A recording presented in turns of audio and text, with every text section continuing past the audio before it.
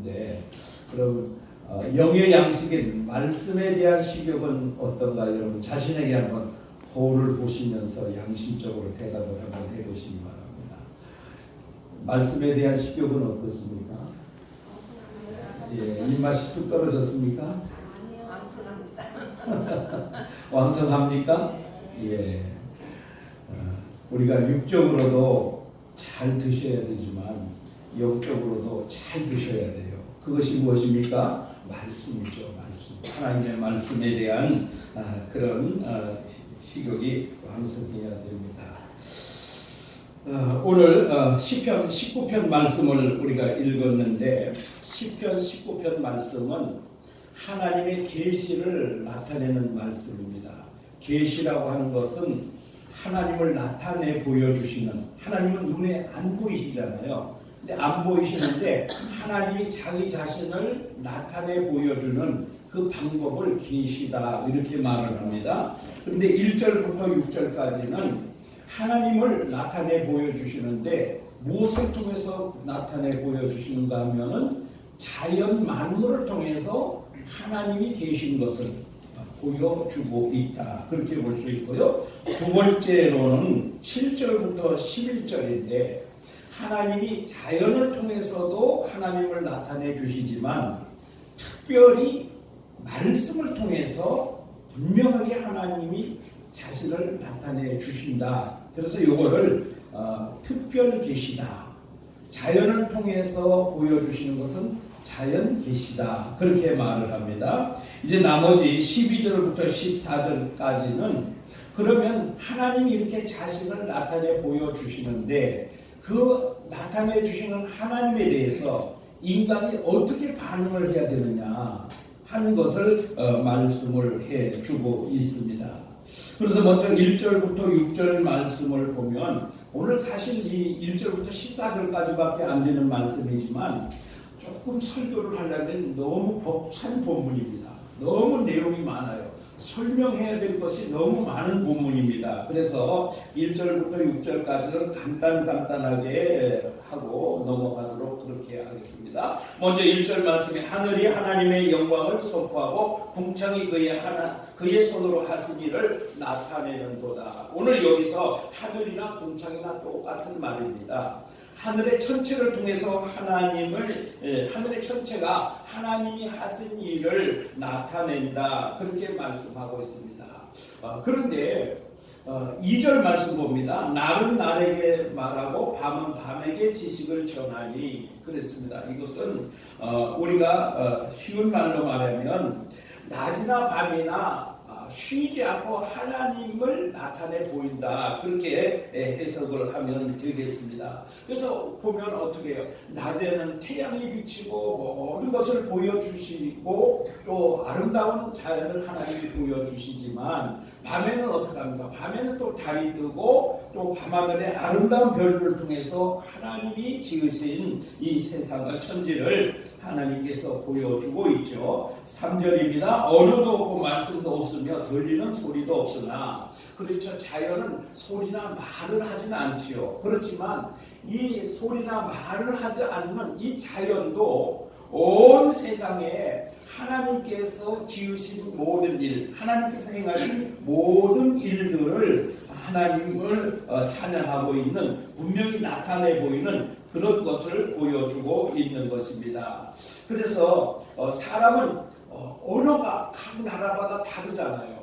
그래서 이 나라가 다르면, 언어가 다르면 서로 알아듣지를 못합니다. 그런데 자연을 보고 느끼는 것은 세계 어느 나라 사람이나 이 구별 없이 다 통하게 되어 있다는 거죠.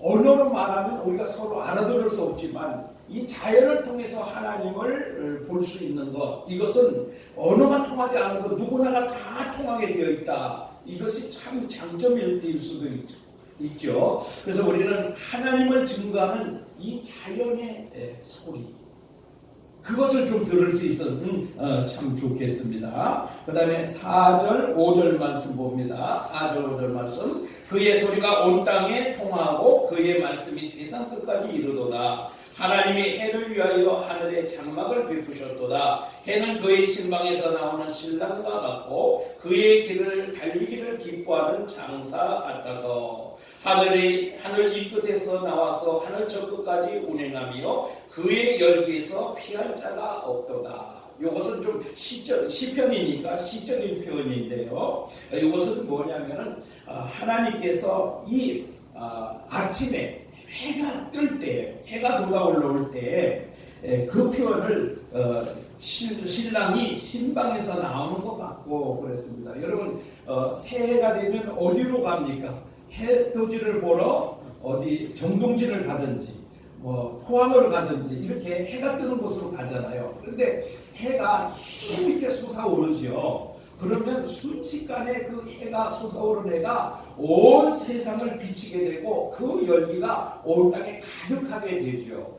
여러분 지금 벌써 겨울이 지나고 봄이 오니까 태양의 그 뜨거운 열기가 온기가 지금 온 땅에 지금 충만하지 않습니까? 그러니까 이제 모든 생물들이 힘을 얻어서 이 땅 속에서 솟아나오게 되고 그리고 그것들이 이제 자라게 되고 열매를 맺게 되고 그래서 이 태양의 뜨거운 열기 그것을 피할 길이 없다. 그것이 어느 한 곳에도 미치지 않는 것이 없다. 그렇게 볼 수가 있는 것입니다. 그래서 오늘 이 자연을 통해서 하나님이 나타내 보여주시는 그것을 말씀을 하고 있습니다. 그 다음에 이제 우리가 특별히 주목을 해야 될 것은 7절부터 11절 말씀입니다. 이것을 우리는 특별계시라고 하는데 하나님께서는 자연을 통해서도 자신을 드러내 보여주셨지만 특별히 언약의 백성 하나님과 하나님의 자녀된 이 언약의 백성들에게는 특별히 무엇을 보여주셨는가 하면은 말씀을 통해서 하나님을 나타내 보여주시고 있다는 것입니다. 여러분 오늘 우리가 자연을 통해서도 하나님을 알 수 있는데 그런데 이 자연을 통해서 하나님을 알 수 있는 것은 느끼는 사람도 있고 느끼지 못하는 사람도 있고 사람에 따라서 각자 다 다른 부분들이 있습니다.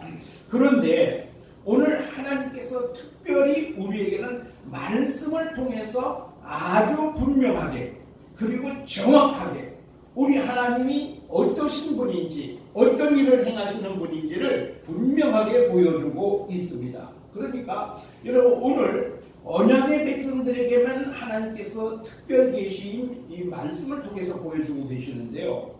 여러분 세상에 있는 사람들이 한글을 모를까요? 한글 다 압니다. 성경을 읽지 못할까요? 읽을 수 있습니다. 그런데 그 속에서 하나님을 발견할 수는 없다. 그 속에서 하나님을 알 수는 없다는 거예요. 이것이 특별 계시의 아주 참 신비로운 부분입니다.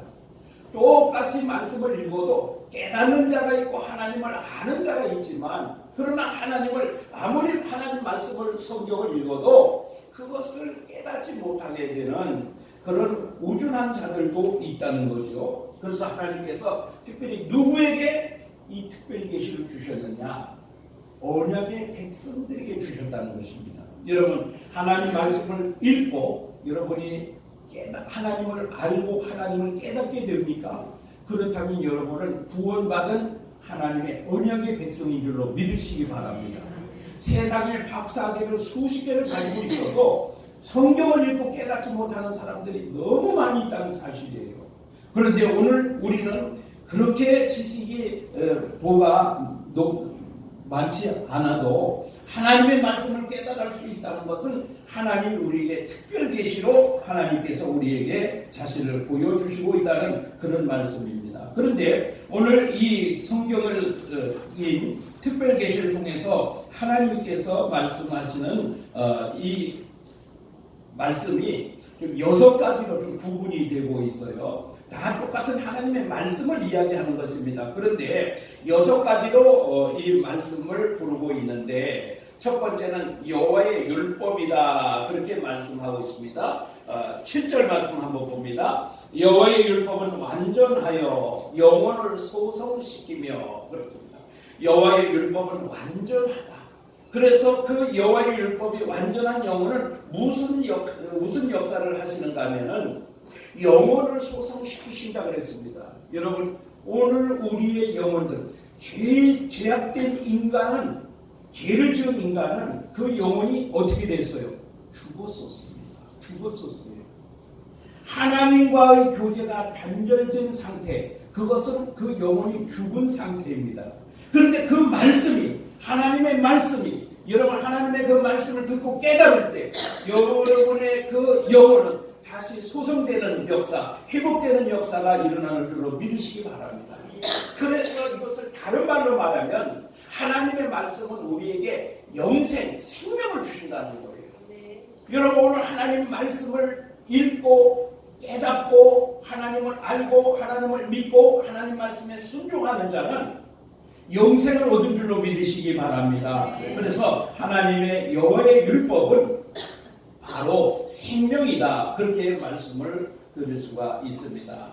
그 다음에 두 번째는 여호와의 증거라고 말씀을 하고 있습니다. 역시 7절입니다. 여호와의 증거는 확실하여 우둔한 자를 지혜롭게 하며, 여러분 이 하나님의 말씀은 우둔한 자를 지혜롭게 하신다. 그렇게 말씀하고 있습니다. 하나님을 모르는 사람은 하나님을 알게 되는 것이 바로 말씀인 것입니다. 여러분 말씀이 육신이 되어 우리에게 오신 분이 바로 예수님이에요. 말씀은 곧 하나님이신 것을 우리가 믿어야 될 줄로 믿습니다. 그런데 이 우둔한 자, 지혜가 없는 자, 우둔한 자가 누굽니까? 하나님을 모르는 자가 우둔한 자입니다. 그래서 누구를 따라갔어요? 사탄을 따라가고 마귀를 따라가지 않습니까? 죽음의 길, 멸망의 길을 가고 있지 않습니까? 그런데 하나님을 아는 자, 하나님을 아는 자는 바로 지혜로운 자라고 말씀을 하고 있습니다. 그 다음에 여호와의 교훈이다 그랬습니다. 8절 말씀입니다. 여호와의 교훈은 정직하여 마음을 기쁘게 하고 그랬습니다. 여호와의 교훈은 정직하다고 말씀하고 있습니다. 하나님의 말씀을 따라 사는 사람은 매사에 정직하여 그 마음이 기쁘다. 그렇게 말씀하고 있습니다.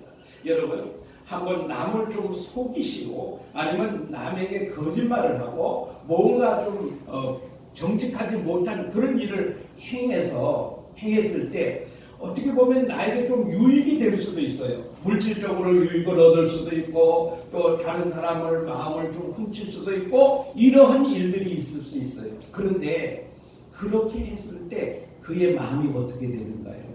그 마음은 기쁨이 없어요. 정직하게 살지 못할 때는요 마음에 기쁨이 없어요. 그런데 여러분 뭔가 정직한 일을 행했을 때 그때 그 마음이 어떻던가요? 남이 알아주든 못 알아주든 하나님이 알고 계시든 알고 계시지 않든 간에 우리 마음이 기쁘게 되는 것입니다. 그것이 어떻게 되느냐? 하나님의 말씀이 우리에게 있을 때 정직하게 살 수 있다는 거죠. 정직하게 사는 사람은 그 마음이 기쁘다. 그렇게 말씀하고 있습니다. 그 다음에 여호와의 계명이다. 그렇게 말씀하고 있어요. 8절입니다. 여호와의 계명은 순결하여 눈을 밝게 하시고다. 여호와의 계명은 순결하다. 순결하다고 하는 것은 아주 정하다는 거죠. 불순물이 전혀 없는 상태, 깨끗한 상태, 정결한 상태를 말하는 거죠. 여러분 하나님의 말씀은 정결하고 순결하고 깨끗합니다. 그래서 그 하나님의 말씀을 늘 가까이 하는 사람은 순결하여서 눈이 밝아지게 되는데 어떤 일이 있게 되는가 하면 선악에 대한 분별력을 갖게 되는 것입니다. 마귀의 역사인지 하나님의 역사인지 분별하지 못할 때가 얼마나 많이 있습니까? 내가 이 길을 가야 될 건지 가지 말아야 될 건지 이 사람을 가까이 해야 될 건지 가까이 해서는 안 될 사람인지 우리가 이런 걸 분별하지 못해요. 그런데 하나님의 말씀을 늘 가까이 하는 사람, 늘 하나님의 말씀에 붙들려 있는 사람, 이런 사람은 어떻게 될까요? 그런 사람은 순결하여 눈을 밝게 된다. 그래서 선악에 대한 분별력을 갖게 된다고 말씀을 하고 있습니다. 그 다음에 여호와의 도는 그렇게 말씀하고 있습니다. 여호와를 경외하는 도는 정결하여 영혼까지 이르고 여호와의 법도 진실하여 다 의로우니 그랬습니다. 이건 두 가지를 다 합해서 표현할 수 있는데요. 한마디로 말하면 여호와를 경외하는 것을 말씀하고 있는 거죠. 하나님의 말씀은 천지가 없어지기에는 1.1획도 없어지지 않는다 이렇게 말씀하고 있죠. 우리 하나님의 말씀은 영원한 것입니다. 그래서 우리는 영원토록 하나님을 경외하고 우리 하나님을 섬기는 그런 성도가 되어야 될 줄로 믿습니다. 오늘 다윗이 이렇게 말씀하고 있는 것은 하나님의 말씀은 하나님이 어떤 분인지를 알려주시고 그리고 인간으로 하여금 하나님을 바르게 섬기게 한다라고 말씀을 하고 있습니다. 여러분 우리가 섬기는 대상이 누군지를 알지 못하면 우리가 섬기는 대상이 누군지를 알지 못하면 바르게 섬길 수가 없지요. 그래서 다윗은 우리 하나님이 어떤 분이신가 하는 것을 분명하게 나타내 보여주고 있습니다. 그런데 그렇다면 오늘 지금까지 말씀드린 게 무엇입니까? 하나님의 말씀에 대해서 말씀을 지금 드리고 있지 않습니까? 그러면 오늘 이 하나님의 말씀을 우리가 얼마나 가치 있게 여겨야 될 것인가 하는 것을 말씀을 해주고 있는데 그것은 10절 말씀입니다. 금 곧 많은 순금보다 더 사모할 것이며 꿀과 송이꿀보다 더 달도다. 금 곧 많은 순금보다 더 사모할 것이며 여러분 이 세상에 가장 좋은 게 뭘까요? 가장 좋은 게 뭘까요? 가장 가치 있는 게 뭘까요? 요즘은 금입니다. 금.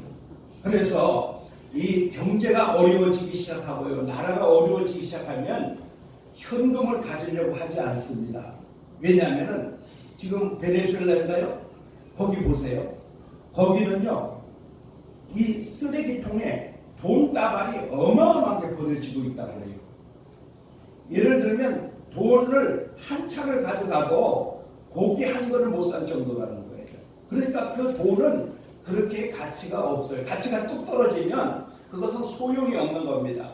오히려 종이 조각만 지 못한 거예요. 그런데 금은 항상 가치가 있습니다. 그래서 어려운 상황이 되면 제일 먼저 찾는 것이 무엇이냐면요. 금을 찾습니다. 그래서 금으로 보관을 하면 어려워지면 어려워질수록 금값은 올라가게 되어 있어요. 그래서 오늘 이 다윗은 이 하나님의 말씀을 금에다 비유하고 있습니다. 금, 곧 많은 순금보다 더 사모할 것이며 많은 순금보다 우리 하나님의 말씀을 더 사모할 가치가 있다는 거예요. 여러분 오늘 주일입니다. 그럼에도 불구하고 하나님을 예배하는 자리에 있는 것이 아니라 다른 데 가 있는 분들이 계시죠. 왜 그럴까요? 왜 다른 곳에 가 계실까요? 오늘 말씀에 보면 하나님의 말씀은 금, 곧 순금, 많은 순금보다 더 사모할 가치가 있다라고 성경이 말씀하고 있는데 그럼에도 불구하고 오늘 왜 예배 자리에 있지 못하고 왜 다른 곳에 가 있을까요? 무엇 때문에 가 있을까요? 돈 때문에 가 있는 거 아니겠습니까? 돈 때문에 돈 더 벌기 위해서 돈 몇 푼 더 벌기 위해서 그런 거 아니겠습니까? 그런데 다윗은 뭐라고 말합니까? 하나님의 말씀은 금, 곧 더 많은 순금보다 더 사모할 가치가 있다. 그렇게 말씀하고 있지 않습니까? 그러면 왜 그럴까? 왜 그럴까를 오늘 우리가 알아야 되죠. 앞에서 시간이 없기 때문에 간략하게 말씀을 살폈는데 하나님의 말씀에는 뭐가 있습니까? 생명이지 않습니까? 하나님 말씀은. 하나님의 말씀에 우리의 생명이 있는 거예요. 생명. 여기에 하나님 말씀이 우리 속에 있으면 생명이 있는 거예요. 생명. 우리가 하나님의 영원한 생명이 우리에게 있는 거예요. 두 번째 뭐가 있습니까? 여기에는 진리가 있습니다. 진리. 세상에 그 무엇도 다 변화되지만 하나님의 진리의 말씀은 영원토록 변함이 없는 겁니다. 변함없는 진리가 이 바로 하나님의 말씀이죠. 또 하나님 말씀에는 뭐가 있습니까? 지혜가 있죠. 지혜. 여러분, 이 세상에서 이 가지고 있는 이런 지혜는 하나님의 지혜와는 비교할 수가 없는 그런 지혜입니다. 그 다음에 뭐가 있습니까? 여러분, 오늘 우리에게 이 하나님의 말씀은 우리의 눈을 밝게 해주셔서 선과 악을 구별하는 그 능력을 우리에게 주신다고 말씀하고 있습니다. 여러분, 잘못된 길을 가는 사람들이 왜 잘못된 길을 갈까요? 잘못된 길을 가기 원해서 가는 사람은 한 사람도 없습니다. 무엇 때문에 갈까요? 지혜가 없었어. 그것이 옳은 길인지 나쁜 길인지 죽음의 길인지 축복의 길인지 모르니까 그 길로 따라가다가 망한다가 아니겠습니까? 그런데 하나님께서 그 선과 악에 대한 분별력을 하나님이 우리에게 허락해 주신다고 말씀하고 있습니다. 그 외에도 우리 인생의 모든 것이 이 말씀 속에 다 들어가 있는 것입니다. 여러분, 오늘 우리가 돈을 조금 더 벌고 뭐 부를 조금 더 축적하고 그것으로 끝나는 겁니다. 그런데 하나님의 말씀으로 우리가 살게 되면 그 말씀 속에 모든 것이 다 포함이 되어 있기 때문에 우리가 다른 거 없어도 얼마든지 우리 하나님 말씀으로 축복 가운데 살 수 있다는 것입니다. 마태복음 6장 33절에 이렇게 말씀하고 있죠. 그런즉 너희는 먼저 그의 나라와 그의 의를 구하라. 그리하면 이 모든 것을 너희에게 더하시리라. 먹을 거, 입을 거, 마실 거 이거 구하는 것보다 먼저 하나님의 나라를 먼저 구하게 되면 이 모든 것을 너에게 더하여 주시리라. 그런데 우리는 오늘도 무엇을 구하고 있습니까? 오늘도 우리는 먹을 것, 입을 것, 마실 것 그거 염려하며 그거 구하더라고 거기에 올인해서 정신이 없는 거예요. 먼저 하나님의 나라를 구하면, 하나님의 의를 구하면 하나님께서 이 모든 것을 너에게 더하여 주십니다. 여러분, 우리는 아무리 모아놓고 아무리 노력해도요 늘 결핍이라는 것에서 벗어날 수가 없어요. 어떤 사람은 돈이 많은데 보니까 건강이 없어가지고 누구든지 나에게 그 건강만 준다면 내가 돈을 얼마든지 주겠다. 근데 건강은 돈을 주고 살 수 있는 것이 아니고 물질은 많은데 건강이 없어서 참 힘들어하는 분이 있어요. 그런데 만약에 자기의 생명이 끝난다면 그 돈은 누구 것이 되겠습니까? 아무 의미가 없는 거죠. 그러니까 먼저 우리는 이 하나님의 말씀을 다른 어떤 물질보다 다른 어떤 재물보다 먼저 하나님의 말씀을 사모해야 될 줄로 믿습니다. 하나님의 말씀을 사모해야 될 가치가 바로 여기에 있다는 것입니다. 그 다음에 우리 하나님의 말씀은 어떤 말씀인가 하면은 꿀과 송이꿀보다 더 단 말씀이 되는 것입니다. 여러분, 이 말씀에 동의를 못하시는 분들이 굉장히 많을 거예요. 저도 처음에 예수 믿고 이 말씀의 의미를 이해를 하지 못했어요. 여러분, 창세기를 몇 번 읽으셨나요? 창세기 아마 수백 번 읽으신 분들이 많이 계실 거예요. 왜 그렇습니까? 성경을 일독하려고 작정을 하고 창세기부터 시작을 했는데 창세기 50장까지 가지를 못하는 거예요. 가다가 중간에 다 포기하게 되죠. 왜 포기하게 됩니까? 여러분, 성경은요, 이 성경의 맛을 모르면 수면제밖에 될 수가 없어요. 잠이 안 오시는 분들은요 수면제를 사서 드시지요. 그런데 그렇게 하실 필요 없고요, 성경을 한번 읽어보세요. 그러면 아마 잠이 잘 오실 거예요. 그런데 수면제를 많이 드시면 여러분 부작용이 굉장히 심하게 됩니다.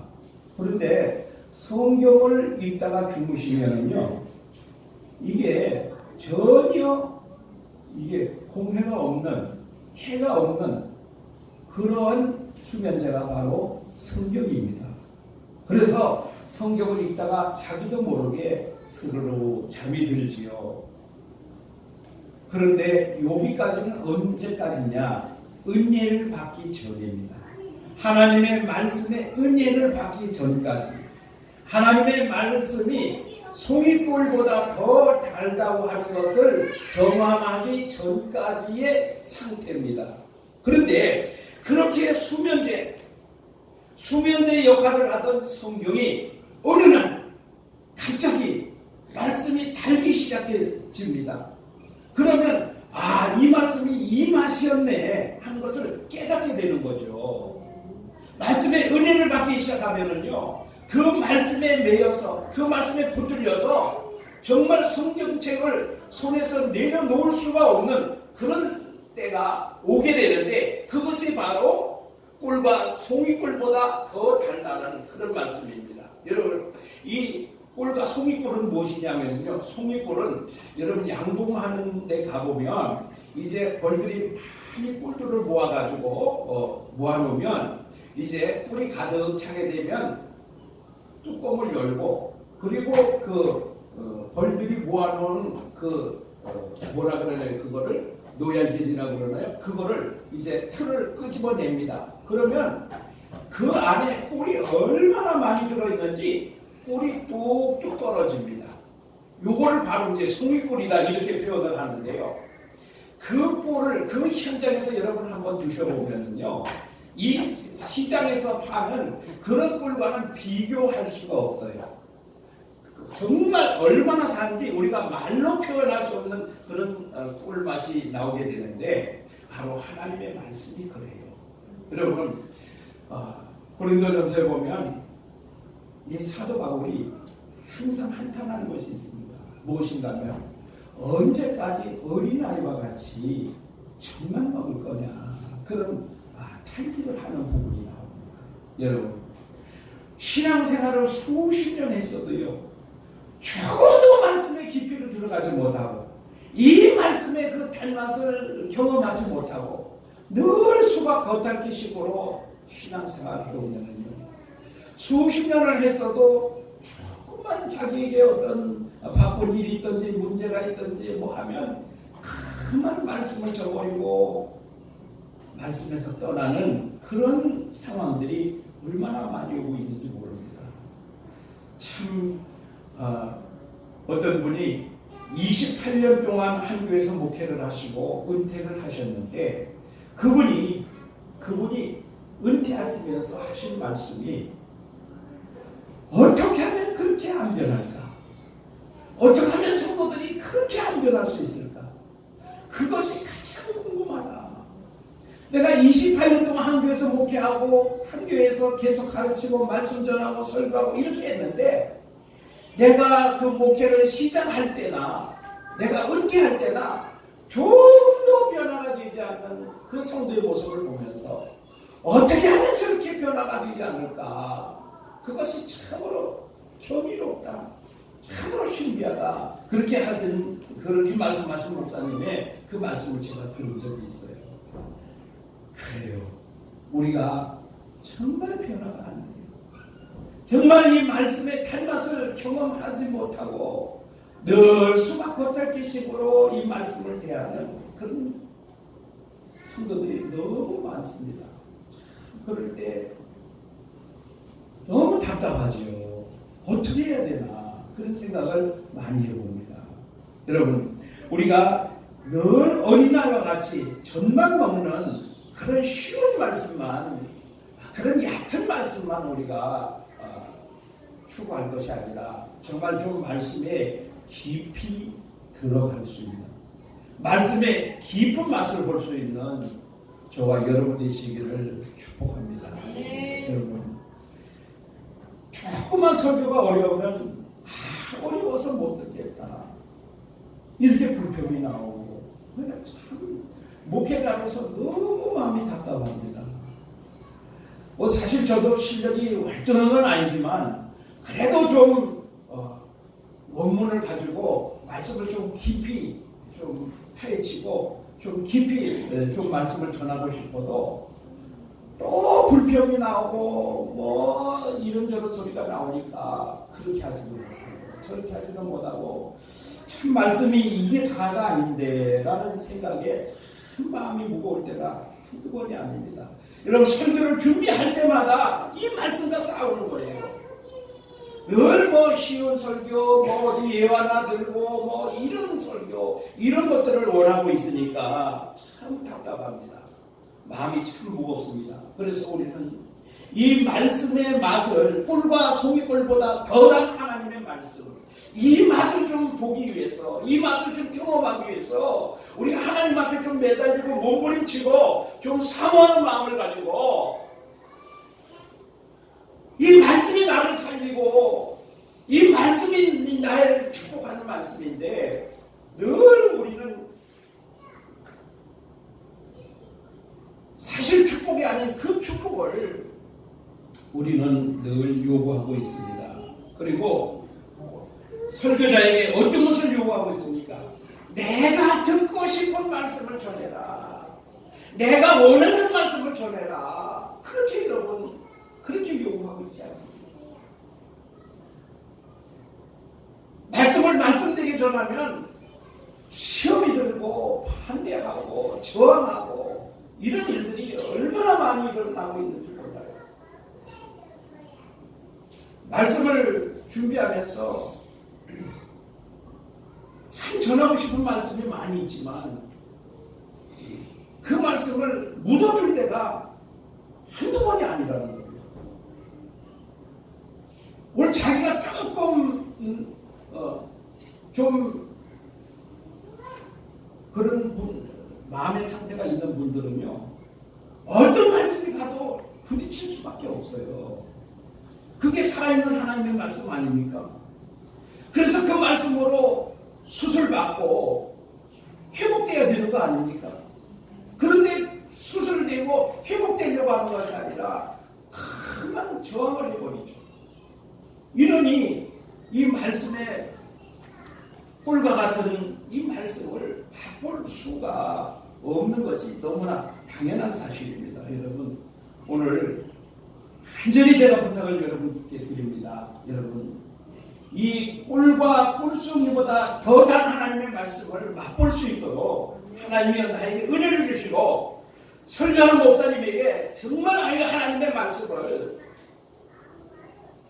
정말 하나님 말씀답게 전할 수 있도록 은혜를 주시도록 여러분 많이 기도해 주시기를 부탁을 드립니다.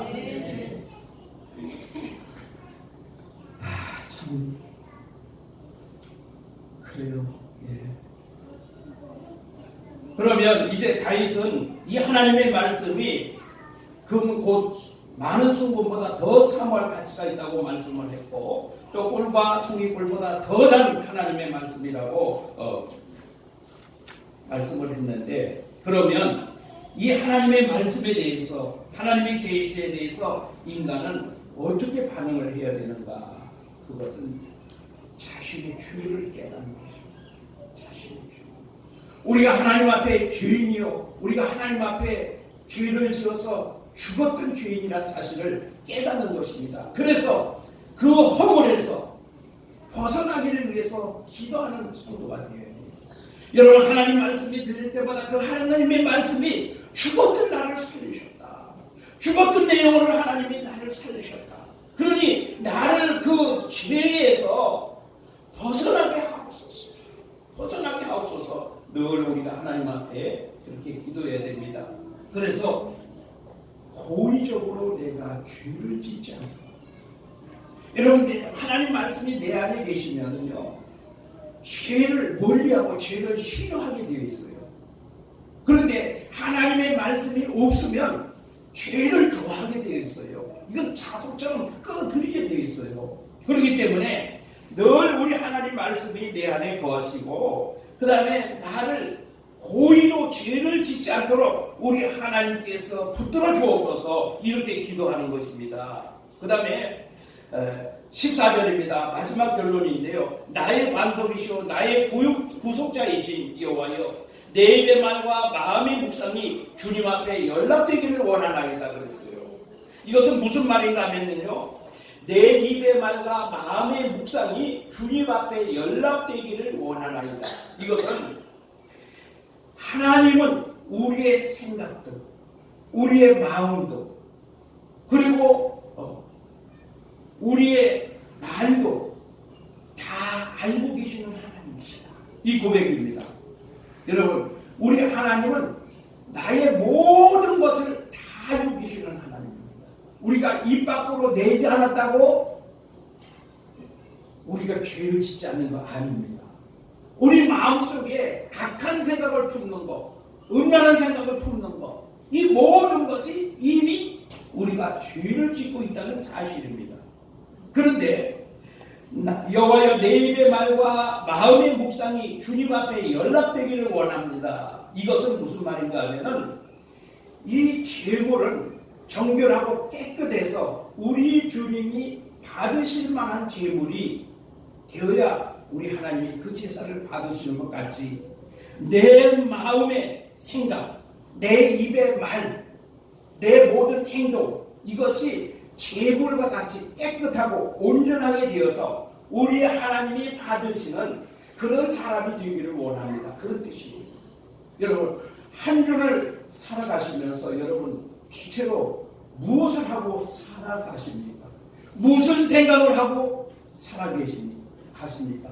무슨 말을 하면서 여러분 살아가고 계십니까? 여러분 한번 나의 생각을 한번 점검해 보세요. 그리고 내가 하고 있는 말을 한번 점검해 보세요. 그리고 내가 하고 있는 이 행동을 한번 점검해 보세요. 과연 우리 하나님이 받으실 만한 사람인가?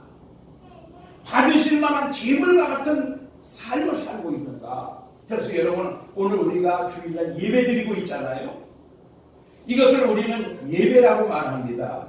그런데 예배는 여기서 끝나지 않습니다. 축도가 끝나면 여러분 세상으로 파송을 받습니다. 그러면 세상에서 살아가는 여러분의 모든 언행, 모든 삶이 바로 예배 드리는 모습으로, 예배 드리는 자의 자세로 살아가야 되는 것입니다. 그런데 주일날 와서 예배 드릴 때는 경건했는데 집에 가보면, 회사에 가보면 완전히 믿는 사람의 모습은 찾아볼 수가 없다. 그래서 아이들이 그런 말을 하잖아요. 우리 엄마는 항상 교회만 있었으면 좋겠다. 왜? 교회에서 예배 드릴 땐 천사인데 집에 오면 너무 변하는 거예요. 여러분, 예배 드릴 때의 모습과 여러분의 삶의 터전 현장에서의 여러분의 모습이 어떻습니까? 오늘 여러분이 드리는 이 예배를 우리 하나님이 받으실 만한 예배가 되었다면 여러분의 삶의 현장 속에서도 하나님이 받으실 만한 그런 제사와 같은 그런 삶이 되어야 될 줄로 믿습니다. 그럴 때 비로소 우리 하나님께서 받으시는 것입니다. 오늘 시편 19편의 결론이 바로 이것입니다. 하나님께서 자연을 통해서 하나님을 나타내 주셨고 특별히 계신 말씀을 통해서 나타내 보여주셨고, 그럼 나는 그 말씀에 어떻게 반응해야 될 것인가 하는 것을 오늘 말씀을 해주셨습니다. 그럼 여러분, 오늘 시편 19편 말씀을 여러분이 많이 묵상하시기 바랍니다. 그리고 이제 예배를 마치고 세상에 나가서 여러분의 삶이 어떻게 하나님의 말씀에 반응하며 살아가야 하는 그런 말씀이 될 것인지 여러분 한 주 동안 이 말씀을 많이 묵상하시기 바랍니다. 그리고 혹시라도 나의 생각, 나의 말, 나의 행동에서 우리 하나님이 받으실 만한 그런 것이 못 되는 부분이 있다면 단호히 그 말씀, 그 부분을 제거하시고 우리 하나님이 받으실 만한 그런 성도의 삶이 되시기를 축복합니다.